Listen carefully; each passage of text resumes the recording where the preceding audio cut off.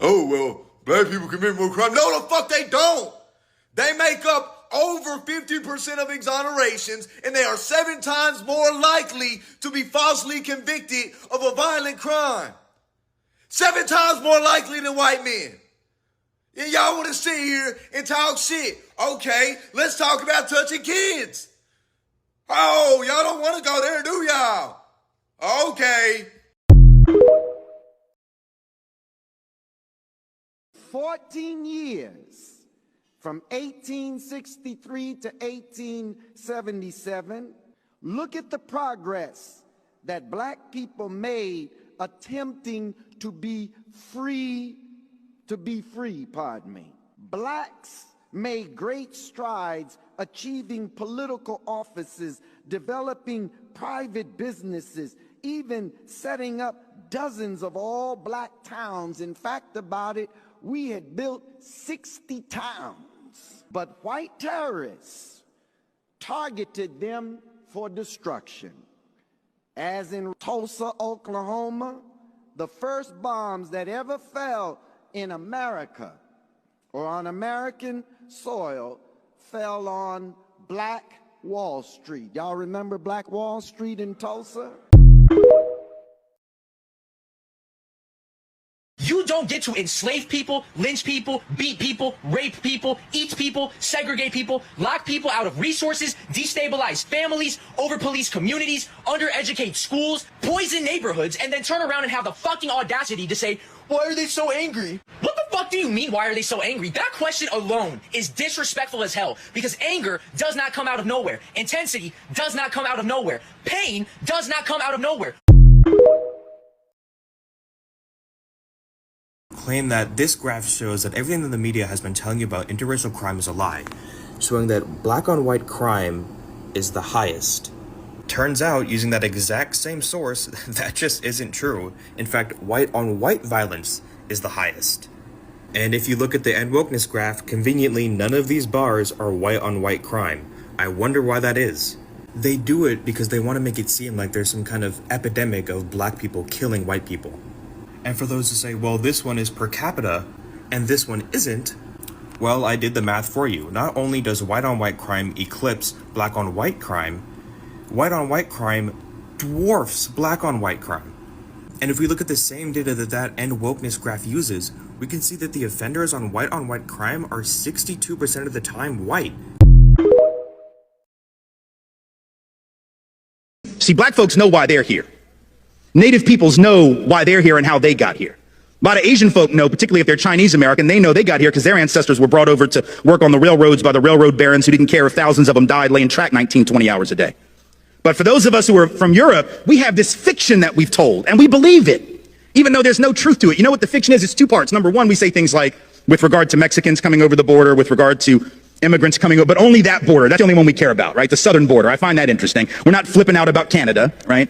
We don't have any of the Minutemen or the anti-immigrant groups sitting off the coast of Nova Scotia with a gun and a scope trying to like pick off the sneaky Canadians that are trying to sneak in here for our superior healthcare system, which after all would be a pretty stupid thing to do. But in any event, we only care about that one border, forgetting for a minute that that border was created at the end of a war that was started on false pretense by this country, after which we jacked half of their country.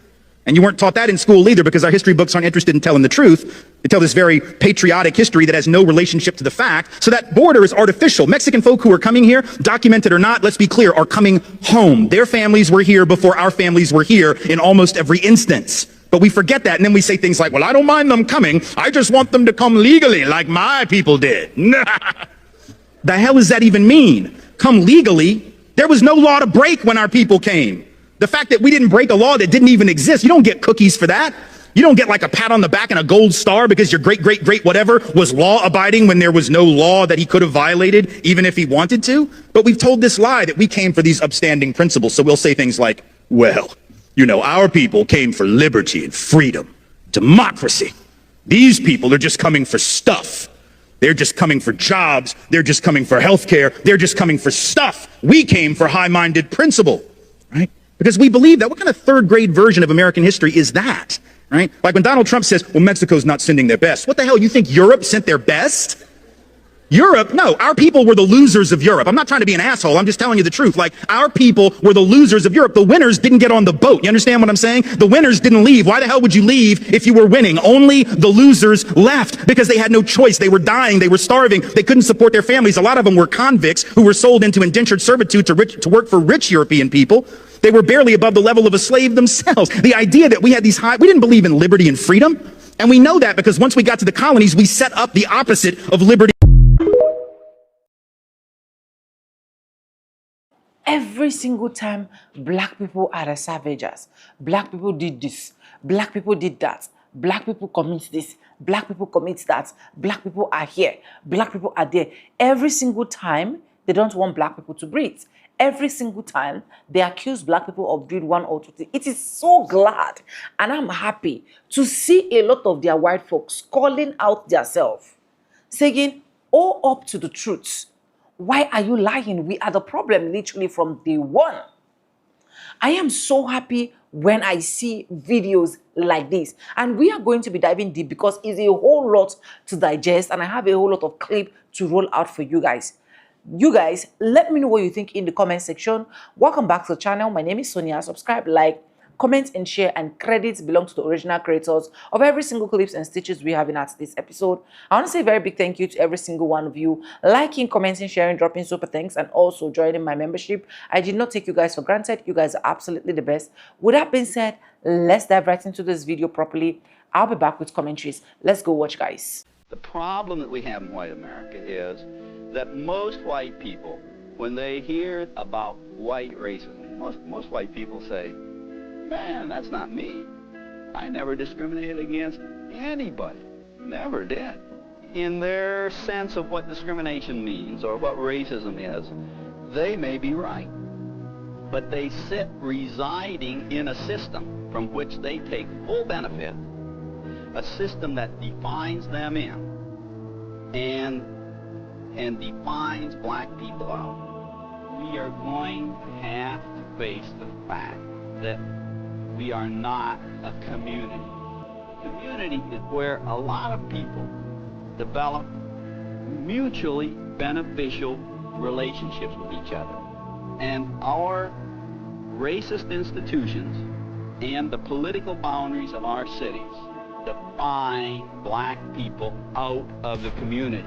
White people sit in their suburban homes and watch their television programs and hear about all of these laws that are being passed. Many of them are beginning to wonder, what is it with those colored people down there? Why are they so upset? All this wonderful stuff that we're doing for them. But we aren't focusing on the black man living on the block. He lives in a two-flat on that block. And he knows what the circumstance on that block was 10 years ago. And he knows what it is today. And he, too, has heard about all of those programs, laws being passed. But the hard fact of the matter is that things are not changing for him. It's no wonder that the white population and the black population are pitted against each other when the black man knows that the change is not coming and the white man thinks that major efforts are being undertaken when they are not. So I don't think anybody should be surprised when one sees the black people in an open attack on the system, because I suspect that they don't see that there is any other realistic alternative.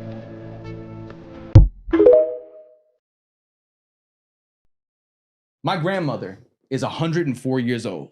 Today, right? She's alive today. Not my great-grandmother. Let me break that down again. My grandmother is 104 years old, still alive with us today. She was born 7 years after Harriet Tubman died. 7 years.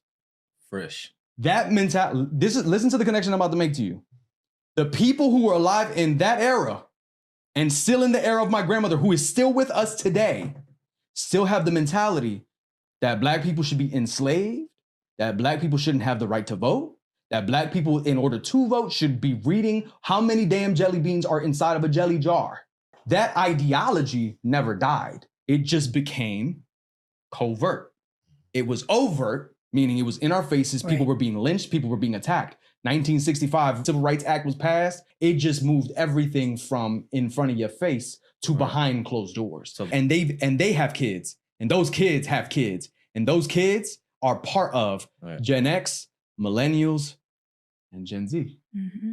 That mentality never died. There's a human connection and a human praxis, and those people that are those millennials and those Gen X, those people are your lawyers, are your judges, are your teachers, are your nurses, are your doctors, are your librarians, are your Congress people.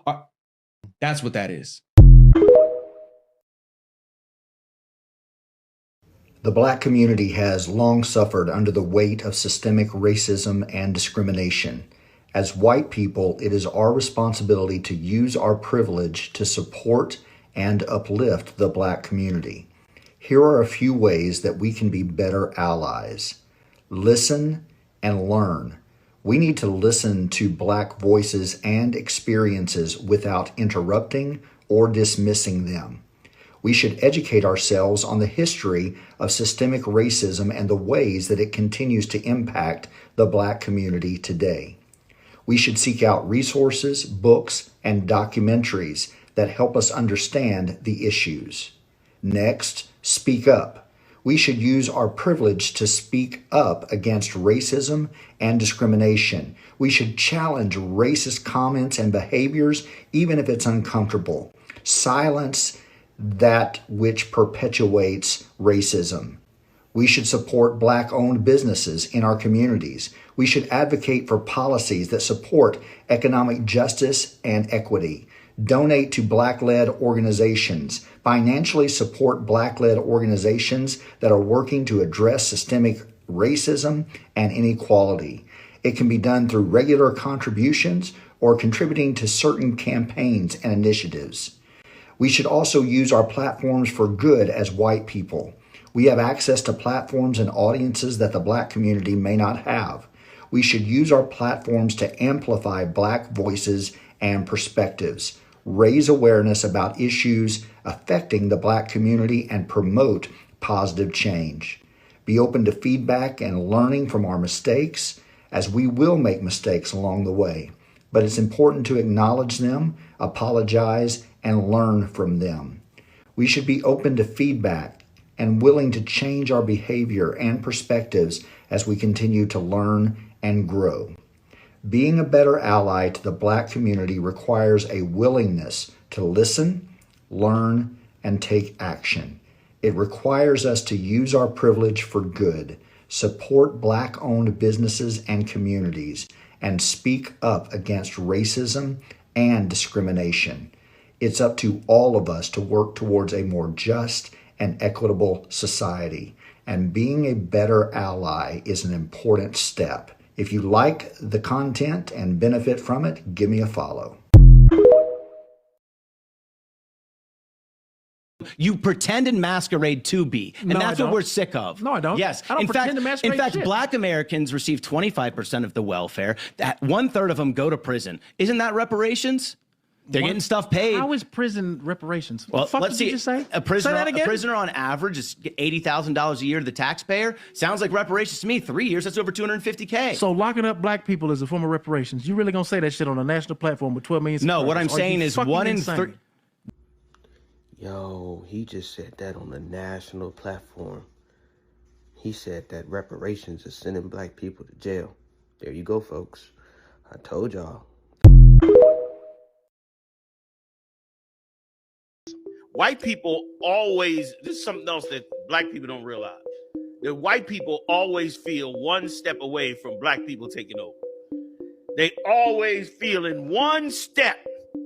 If one step happened, Black people would take over. And now we'll be out of everything. They always feel, and they feel it because, of course, we're Blacks, Latinos, Native Indians, we always excel beyond them.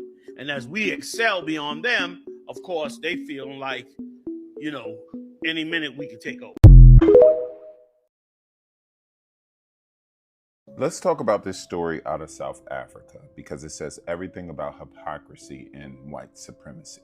A white farm owner and his workers are on trial for allegedly murdering 2 black women. Women who were unarmed, women who were simply collecting old dairy products. And after they allegedly murdered them, they fed their bodies to pigs. Think about that for a second. They fed their bodies, human beings, to animals. The part that pisses me off the most with this is these are the same kind of people who look at black folks in Africa or America or anywhere else and call us savages. But tell me this, what is more savage than shooting 2 hungry women and then treating their bodies like trash? What's more barbaric than covering it up by feeding their bodies to animals? This isn't just a crime. This is a reflection of a long, ugly history. If you remember, colonizers stole land, they massacred villages, and they called it civilization. Slave masters whipped, raped, and lynched black bodies, and then had church the next morning. Apartheid made people strangers on their own land. And then when we resisted, they called us violent. See the pattern? Whenever black people act out of survival, we're branded as criminals. When white supremacists murder in cold blood, it's protecting property. It's isolated. It's lost in the news cycle somehow. And then you got politicians like Trump, who push this lie of a so-called genocide against white farmers, while ignoring the everyday violence against black South Africans. That's not just hypocrisy. That's propaganda trying to flip the script and make the oppressor the victim. You want to know the truth? Black people are not savages.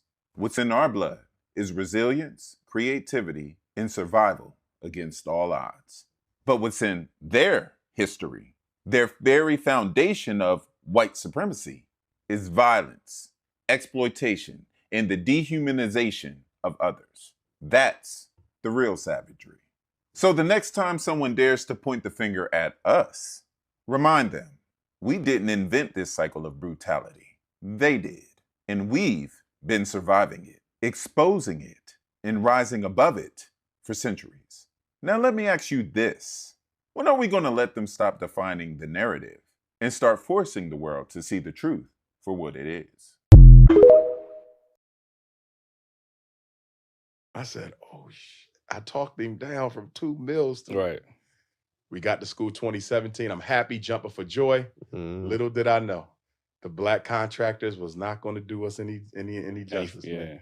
We got robbed, we got scammed, man, our own people. Which is unfortunate, yeah. Very unfortunate. Then one day, last September, I said, you know what, I'm gonna have to use white folks. I waited 3 years to try to get my people. We got to school in 17. We got to school in 19. I saw it in 17. We got it in 19. This is 2023, right? So February of 19 to 20 to 21 to 22 to 23. 4 years. February, March, April, May, June, July, August. It'll be 4.5 in August. I decided to call up a white man, HVAC. He had both units on the roof in 2 days. Crane truck and everything. We already bought the units. We had them custom made. Right. So they've been sitting for a year. Brand new, sitting. Because all the black HVACs tell me they're going to come do it. Never did it. So I called a white man to do it. He gets the units up right before the festival. I start scratching my head like, damn. I'm waiting on brothers for 3. This white man did this in 2 days? So then I asked the white man, I said, you know any plumbers? He said, I got a plumber for you. Boom. You electrician? I got him. Boom. Security? Boom. Fire come? Boom, boom. Wednesday, I go to the school to get the final HVAC repairs done. HVAC is on. We got air. We got AC. You got to do some final stuff to get the inspection. Once that go through, we done. I got to call the city, find out what we got to do to get our certificate of occupancy because plumbing is repaired and inspected. HVAC repaired and inspected.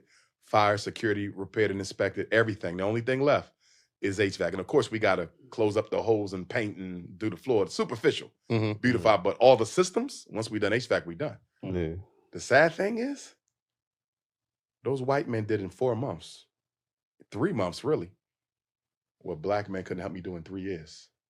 It's the self-hate.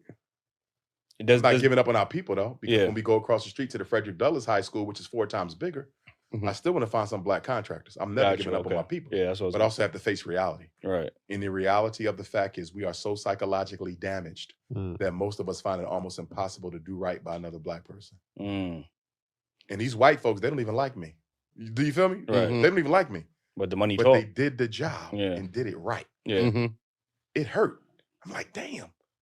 They just did it with no problem. Just came in, knocked it out, cheaper price and everything.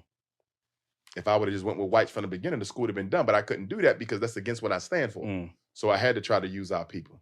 So with this being an independent school, does that mean you can implement your own curriculums? Absolutely. Like, so what kind of curriculums are you plan on teaching at the school? Well, you got to have math, science, language, and social studies. That's required. Right. And then on top of that, we're going to have agricultural and agronomical science, dietary, nutritional science. What do you think of black people? I don't like them. Why? I really don't. Because I just think that they're always looking out to make trouble.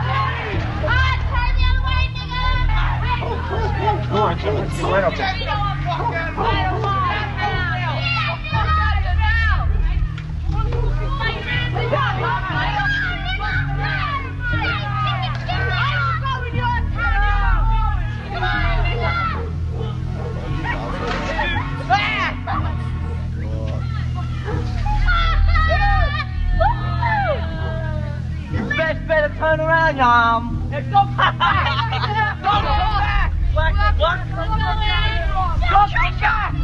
It is a new boy running with that. We were riding down this block, and these white people start saying, "Get out of here, niggas. You know, get out of my neighborhood. Don't come to this neighborhood." Then they start hitting on her. Throwing rocks and everything else. Throwing rocks.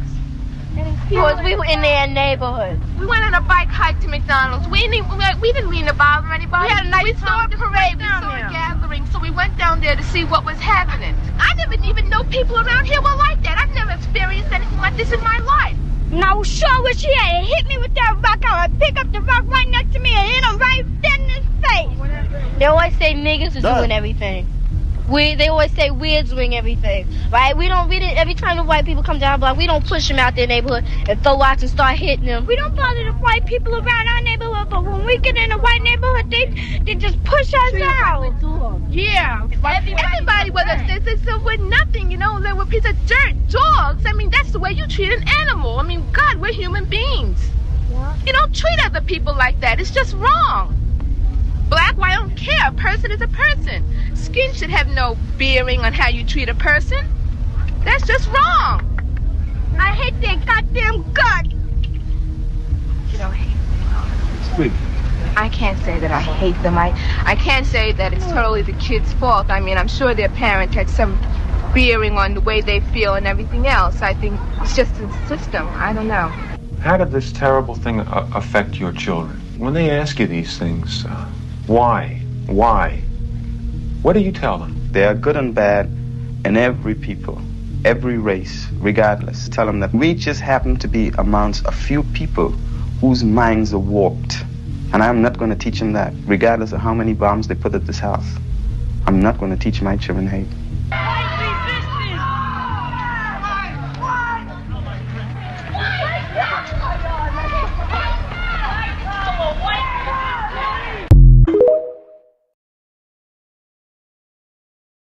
Anyways, welcome back, guys, and thank you so much for joining, and I hope you guys literally enjoyed every single clip I was able to roll out for you guys. Guys, the truth of everything is these people commit more crime, more atrocity. In fact, if we even wind it back to slavery, we knew what we saw with our own eyes, and it is so sad that some of these white folks can sit down and tell you that slavery was literally a business. So I don't know where that is actually coming from. That is going to be like a separate video I'm going to be doing on that angle, because the moment I saw that particular video, I was so obsessed with my spirit, because I feel like some of them did not even know what black people have to go through. Some of them did not even know what black people are facing currently. Some of them did not even know the condition, the situation that black people find themselves. And if not because we are strong, we are resilient, we are brilliant, a lot of things that we have literally gone through is enough for us to say we don't want to exist on this earth anymore. Yes. But it is now so pathetic, and it baffles me why a lot of them still have that audacity, have the guts, have the effrontery, the temerity to always keep dragging black people's name into the mud, to always keep saying, oh, black people commit more crime, oh, black people commit more this, oh, black people commit more that, black people are the issue of the country, black people are here, black people are there. And sometimes I ask myself, is it that you people do not do research? Is it that you people do not see what is literally happening? Is it that you people just decide to be playing dumb or throwing blank eyes? Is that what you people are seeing? Do you get where you can literally just sit down and not consider yourself and not see what you have really done wrong? To sit down, admit, air out, and say, yes, we literally have offended black people. Even to the point of what our children, our kids experience back in those days. I actually put out the one particular clip here, I think, which is actually the last clip, where you see these children, which is this white folks' children, saying with their full chest that they literally dislike black people, that we cause a lot of trouble, we cause a lot of this. So it is not a thing of now, it is a thing of they have started that illustration right from time. They have started that illustration right from their days. So the only thing they do right now is to transfer it to their generation upon generation upon generation and make it look like we are the problem, and make it look like we are the reason why they are where they are, and make it look like we are the issue. Why in real sense, for some of them that understand the pains, the struggles that black Americans, black people have literally gone through generally, they know that them folks are the major problem. See, if not for the Europeans that came to deceive people, even in Africa as well, came to deceive our ancestors, came to make it look as if they are doing something good for us, came to brainwash them, reclassify things, justify things to suit their narrative, by now we wouldn't have been the level where we are. These people are the ones that taught our leaders corruption that is affecting us even in African up till date. So tell me what the colonizers did not do. Tell me what the colonizers did not do. And at the end of the day, some of them will sit down there, look into our eyes, and then air out and be like, oh, black people are the problem. Black people are the problem. Every single person want to bring out black people's name. Every single person want to call black people's name. Every single person want to make it look like black people are the real issue, while they are busy avoiding the main thing that has led us even to this point. And even till date, they are still the problem. Look at the way America is going into right now. Before the colonizers and everything that started, every other thing that happened with Columbus and the rest of that, black people were thriving. They were successful. They were enjoying themselves.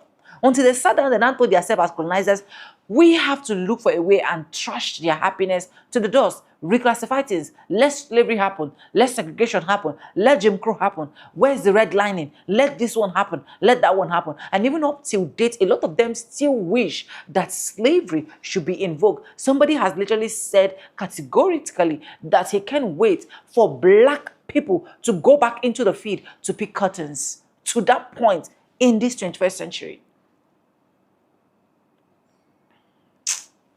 Let me know what you think in the comment section. Credits belong to the original creators of every single clips and stitches we have in our today's episode.